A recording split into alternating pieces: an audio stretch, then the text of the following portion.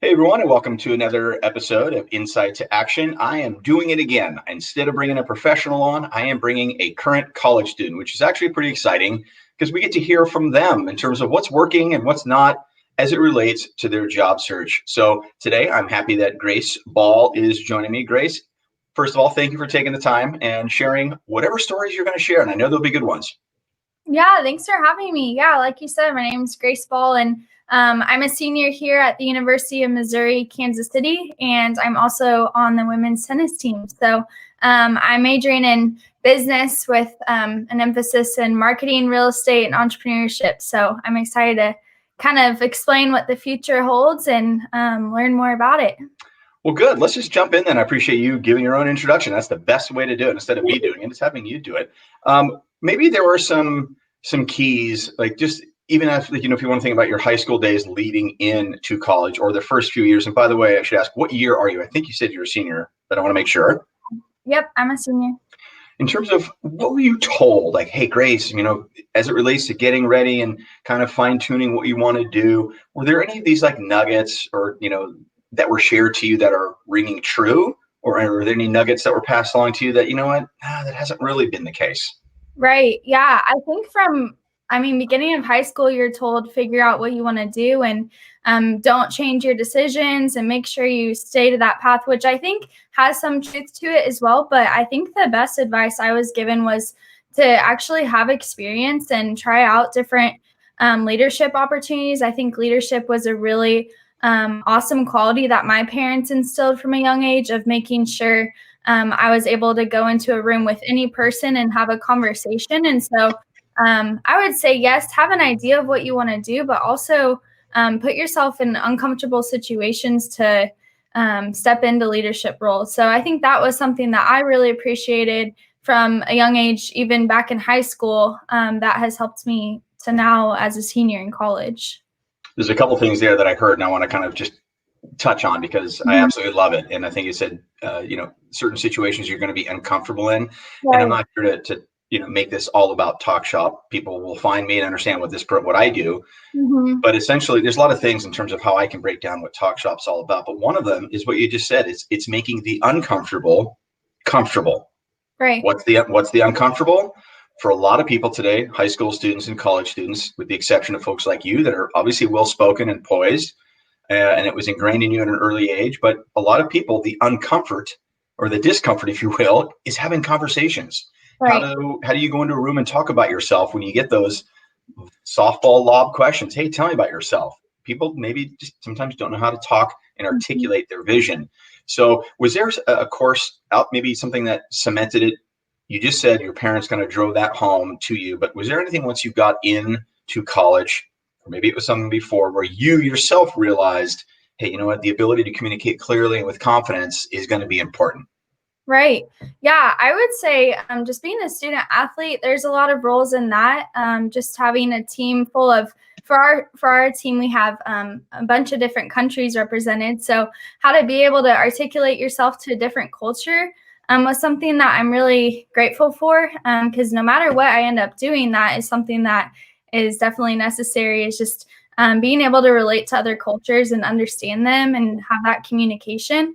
And so I think that's been really helpful, and just being a student athlete in itself as well. And another one is just being able to talk to anyone, whether it's a coach or business professional.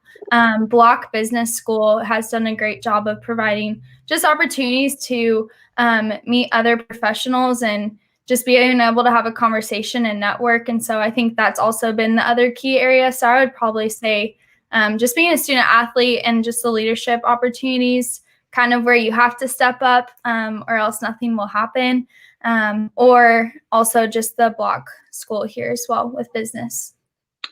And I love that. Look, in student athletes, I don't want to say they have an advantage, but in a way they do, in terms of just what's already ingrained and then what's part of their DNA, the competitiveness, the will to want to compete and maybe get better. There's a lot of, subcategories of that. And I know for a fact in my day, which was a long time ago, but there were a lot of companies that would only or would always look to hire student athletes because they already had those character traits that they were looking for. But I want to switch gears just for a minute. And this is kind of really what I wanted to talk mostly about with you is it's about your personal brand. The college program that TalkShop offers for college students is called Lasting Impressions. And it's all about how do you brand yourself, Right. not just in the digital sense, but in the in-person sense. So let me just ask you, maybe it's clear now and maybe it's not. And it's okay. This is not a trick question. This is not to make someone look or feel bad about the concept.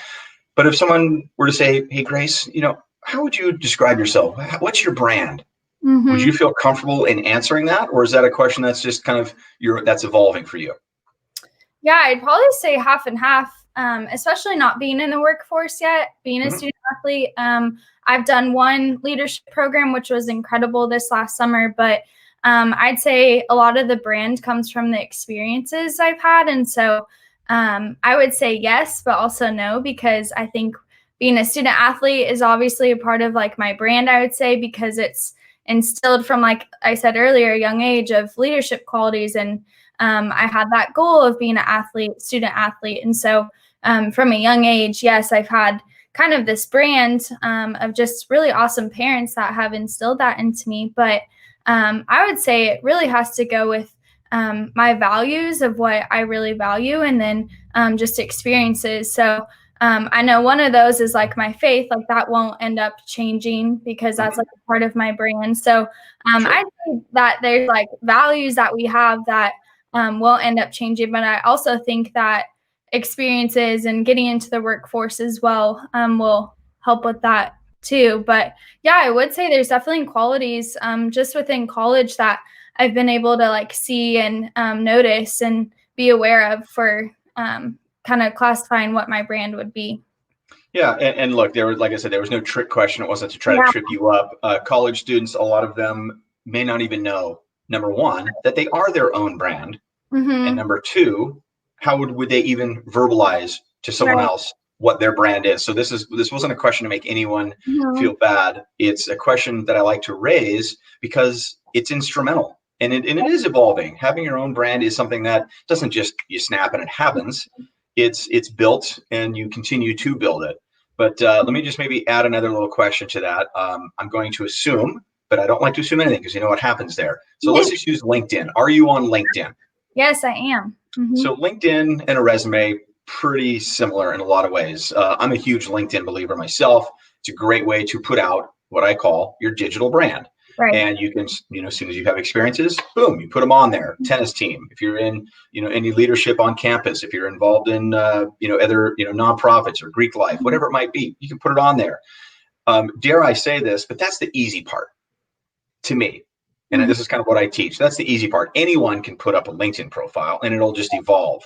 It's the in-person brand that if it doesn't match the digital brand in a interview type scenario, that is, and if there's no alignment there, that oftentimes will put up a red flag in the eye of the hiring manager. Like, God, this person looks great on paper, but the person came in and couldn't verbalize at all their background or their vision or their goals or what's their purpose. So that is just a quick question. And clearly I'm not asking for names because that would be rude. Do you see, just in the circles that you are in on campus or friends of yours that are from high school that are going to different colleges and universities, that maybe that's something that they struggle with, or is that something you even look at and see? Yeah, I think that's a really good point. I would say a lot of those experiences and qualities or whatever they're putting on the LinkedIn and the resumes, I think that they usually would match up with like who they are and what they've actually done. But maybe it's also like the confidence of walking in the room and saying like, I did do this and I did do it well. And this is what I learned from it. So I think a lot of it has to do with like having confidence in the experiences you have had and how, like, whether it's being a student athlete or being in a medical group of some sort, like own those experiences and be confident in them and share with that employer what you're wanting to strive for with those. So I would say a lot of those match up, but sometimes it's just that confidence and the ability to say like, I did do this. And so I think that's a lot of it, but I can see how that is a point that employers see within LinkedIn for sure. Oh yeah, and I can unpack so many points right there, and I'm just going to touch on them real quick but you hit on a lot of big ones, and you're an athlete and a top flight athlete at that, so you'll get this. But even if someone that's not a student athlete, they should still get the concept that someone like yourself just didn't roll out of bed and become a top college tennis player. Right. NFL players don't roll out of bed and just become NFL players. There's habits that have been put into place for years, nutritional habits, then your physical habits, the strength and agility, the training, the endurance, everything. That doesn't just happen. Those are habits that have been built over time, and that's what creates the confidence. But it's important that you match the ability to be clear. So having a clarity and match it with your confidence. And that just comes from practice. I'm sure you've never heard the word practice ever in your tennis background, right? But those are the keys, and that doesn't just happen overnight. But that's why Talk Shop is in existence, is to give students the platform and a safe zone to practice, but understand what steps are important to practice. So anyway, I don't want to make that a soapbox, but I appreciate you sharing. Was there any, or has there been, now just this question is just about your college time, nothing predating back to high school, where maybe someone has put their proverbial arm on your shoulder and said, Grace, here's some career advice, and I'm just going to share it with you right now.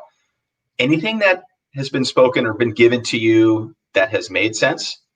And the second part is anything that's been shared with you when someone said, I've got the golden piece of career advice for you, do X, Y, and Z, that hasn't worked. I don't mean that in a negative, just again, what's worked in terms of advice that's been shared and what hasn't worked in terms of advice that's been shared to you? Yeah. I would say for what has worked is someone shared with me through LinkedIn, actually. So first making a LinkedIn and getting into that and listing, like you said earlier, all of your experiences and opportunities you've had. And also just connecting, doing a lot of networking. And for me, I'm graduating in May, so I'm looking for a job around then. And so job shadowing has been an incredible piece of advice that I've been given is I think a lot of times we think of internships. And so for me, that's not really an option as a student athlete with season, but and other students as well have commitments that don't allow them to have internships. So I would say job shadowing is a big one because employers enjoy what they're doing most of the time, and they're going to want to share that with you. And so I would say job shadowing was a really big chunk of advice that I appreciated. And then another one I would say is just your resume. Really looking at it and seeing if it is clear, like you said, and communicated well to where you could sit down and say, this is what I did in this opportunity. That would stick out to an employer, but not being afraid of putting opportunities that you've had on there, with confidence. So those have been great pieces of advice. Negative wise, or that didn't work out, I would say is just kind of thinking of the comfortable route, what's going to be comfortable and what's going to be a really secure job or a really secure route.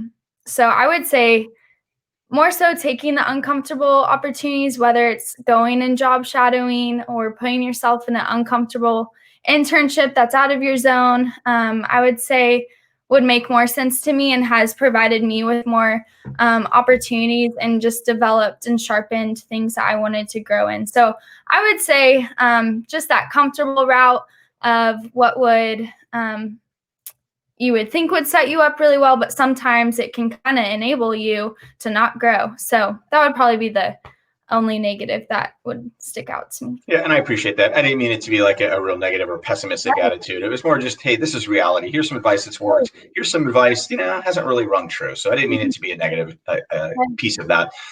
Just a couple other questions I've got for you, and I'm always curious to ask this one of people like yourself that are just in your spot, age-wise. You're in college, you're on the front end of just launching your career, whatever it might be. Are there any scenarios, whether it's interviewing or perhaps even networking, that just make you uneasy? It could be a type of question that makes you uneasy. Could be a scenario that makes you uneasy. It could be, I don't know what to say to this person over LinkedIn. Whatever it is, I don't want to put words in your mouth. Are there any scenarios as it relates to, again, networking or interviewing, informal or formal, that just make you a little uneasy and there's maybe just some natural nerves? Anything ring a bell? Yeah, that's a really great question. I think for anyone, it's uncomfortable to reach out to a stranger and ask them to buy them a cup of coffee and talk about their career. I think after you initially do it, yeah, it's comfortable, but I mean, stranger is a stranger. And so I wouldn't say I'm completely comfortable doing that every time, but I know that it's worth it. So I think that's what creates me to feel comfortable to do that. I would say a question that kind of always trips me up is just that, oh, where do you see yourself in 5 years? Kind of really thinking of that, I don't know. I know what my passions are, my desires, my values, but I can't tell you where I'm going to be in 5 years or what experiences I'm going to have. And I think what experience I have this year and next year are going to affect where I'll be in 5 years. So I think that question, it doesn't necessarily make me uneasy, but it does get me to think, which I think is great, but I don't always have the right answer for that because frankly, I don't know. But I would say that is the question that I think of for sure. I don't want this to come across as rude or obnoxious, but it'll probably be both. So that's okay. Typically, and again, I emphasize word typically, someone that asks those types of questions during an interview probably isn't really well versed at interviewing someone. That's just my personal opinion. I've been through and seen so many of those. Tell me about yourself, right? That's always a really easy lob question. They just want to see how you handle it. I get it. There's probably reasons why they do that. I think today it seems, and maybe you can answer this or give some insight, but I think today it's more, hey, give me a situation. What's the action you took, and what was the result of the action you took? Because they want to see the way they want to see how you work through a situation or a scenario. So anyway, I didn't mean to knock those people that ask those types of questions. I just think they're mildly annoying. Look, we're rounding the bend, and I just wanted to ask if there were just a couple things that I have left, if there was any questions you had. I don't have all the answers, but if there's any questions you had of someone like myself that does career coaching, that works with college students and high school students, I thought give you the opportunity. Maybe you could learn, and maybe whoever sees this also can learn from it. Or if you want to tuck that away and you do it personally and privately, that's fine too. Want to give you the opportunity. Yeah, I would say kind of a broad question of just what would you say, it could be multiple things, but what would be the biggest advice for someone kind of in my spot, especially during the COVID year going on with graduating in May? What would you say would be the best thing I could do right now to maximize kind of looking for that job graduating soon? Yeah, and that's a great question. And look, first of all, it's a hard spot. Anyone that's in your spot is in a hard spot right now, but and that's okay. Sometimes it's good for things to be a little more hard or challenging, and for those that persevere, I think are going to win. I think right now, and this is just a gut reaction to a really good question, I would double down on the networking piece. And here's why I say that. Number one, it's not about just acquiring a massive amount of contacts, because anyone can do that, but having the depth and the quality and making sure you've got somewhat of a relationship with that. So let me take that one step further. You may not know or even had a chance to talk on the phone or do a Skype or a FaceTime call with your contacts, but reach out and maybe make a little bit more of a connection with the contacts you do have and acquire some other ones strategically, not just shotgun, and learn from them. And I think, again, it's the philosophy that I'm trying to lead to is if you invest more now, you'll have something to withdraw on later. I'm not a finance guy, but that's just a basic concept. Yeah. Invest more in your connections and building a contact base, whether it's in your area that you think you're interested in or not, that's okay. But reach out to them, ask for some phone calls, just set the tone saying, look, I just want to, chat with you a little bit. It's, just want to connect, want to get your feedback, want to get some insight, have you share some advice. People love doing that. They should. I would double down on that right now, because then you have something to go on to reach back to that person and say, look, thanks for being in touch and for the help that you've been giving me over the years. Here's the areas that I'm looking to pursue as being a contact of mine. And I've had, you and I have shared some emails and conversations together. I wanted to let you know in the event you can point me in a certain direction. Maybe you've got some contacts that you can introduce me to. And having at least a rapport first before you ask that question of someone, I think is valuable. Does that make sense? Yeah, that makes a lot of sense. I think that's really wise to take the networking a step further and being okay with that for sure. Right. Now, let me just add something to that. Look, and I'm, my beliefs are a little bit different maybe than others. If someone reaches out to me and says, "Hey, Matt, can you hop on a phone call? I want to ask you A, B, and C." I will. If someone has the backbone to reach out to me, I will absolutely make time. Yeah. But there are others that may not do that, and they might think to themselves, "Well, I don't know Grace. Grace is reaching out to me blind, but asking me for a phone call. I don't even know her." Right. That's the gap that I think is really important to double down on now. So at least you're a name, you're familiar with your contacts. And again, I want to emphasize it's not about just building up 1,000 contacts. It's just quality over quantity, but have some rapport there. So then when you go back to them, you've got something to go on. Anyway, that's my gut reaction to right now, because you never know where that might lead to. That's all. Yeah, very true. It's good. The last thing I wanted to do, Grace, I know I'm taking a lot of your morning, or your afternoon, my morning, I should say. But I want to do this. And again, this is the second time that I've had a student come on, which is been a lot of fun to get students' perspective. I want to give you a chance to give your commercial. I want to have you a chance to share who you are, maybe some different, industry segments that you're interested in and pursuing. That way, when I put this out on LinkedIn and I share this out into the variety of groups that I'm a part of, they'll see an interview with Grace Ball and they'll say, "Oh, okay, I know what she's interested in." So if you're open to that, I always like to just end with you doing your own promo, and that can be broad as you'd like. Is that clear or not clear? Yeah, that's definitely clear for sure. Yeah, so kind of I mentioned at the beginning of this, but I'm majoring in entrepreneurship, marketing, and real estate. And so I'm graduating this May. And so it's a tricky year with COVID of kind of trying to see what I should be doing. But within all three of those, I'm really interested in all of those. So real estate, commercial, and residential. My mom has been a realtor for a really long time. So I've been really just blessed to see that in real life for sure. And then another way is just through FCA, I've been able to see just how to take something I'm so familiar with, which is being an athlete, and how to have a leadership role within that. And so just kind of seeing that segment within sports and seeing the career that could be within sports as well. So very broad within my major, but also knowing and being confident in the experiences I've had that I could have multiple different careers within that. So very open to seeing and trying to figure out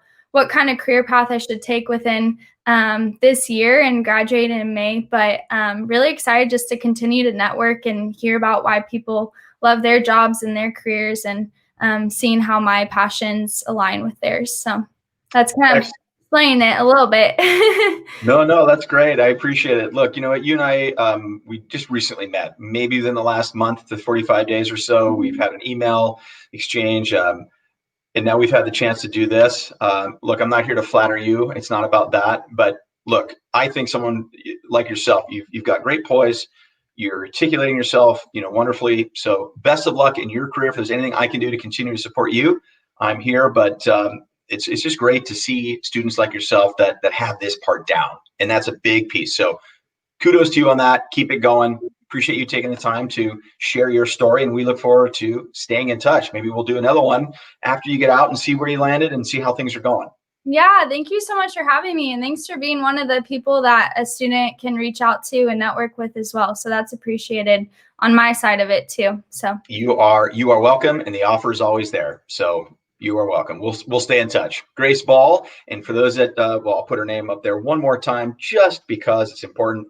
Now it's on your screen for those that want to reach out or look for her. There her name. So anyone that wants to learn more about Talk Shop, now you can see the Talk Shop information on your screen. So thanks again, Grace. We'll be in touch. Yeah, thank you.